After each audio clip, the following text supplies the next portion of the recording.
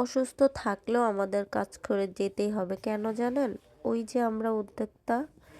Hello everyone, আসসালামু আলাইকুম। কি অবস্থা সবার, কেমন আছেন? আমি আলহামদুলিল্লাহ ভালো আছি। তো একটা ভাই আমার কাছে কেকের অর্ডার করেছিল ভ্যানিলা ফ্লেভারের 1 সপ্তাহ আগে। তো আমি বলেছি আমার মনে থাকে না। কিছুদিন আগে একজন ভাইয়া আমাকে যথেষ্ট লজ্জা দিয়েছে, কেননা কেক অর্ডার করে উনি পায় নাই।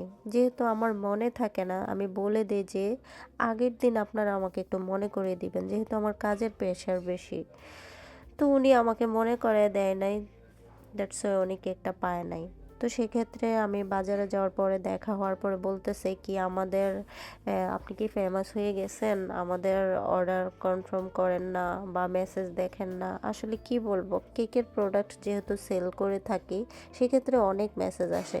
তাই ভাইয়া আমাকে আগের দিন মনে করে দেওয়ার পরে আমি শত অসুস্থ থাকার পরেও সকালবেলা ঠান্ডা দিয়ে উঠে আমি কেকটা তৈরি করে ফেলেছি। আলহামদুলিল্লাহ অনেকটাই সুন্দর হয়েছে। উনি আমাকে যেই রকম অর্ডার করেছে, তবে আমার মনে হয় মন মতো হয়েছে। শুকরিয়া আল্লাহর দরবারে। সবাই ভালো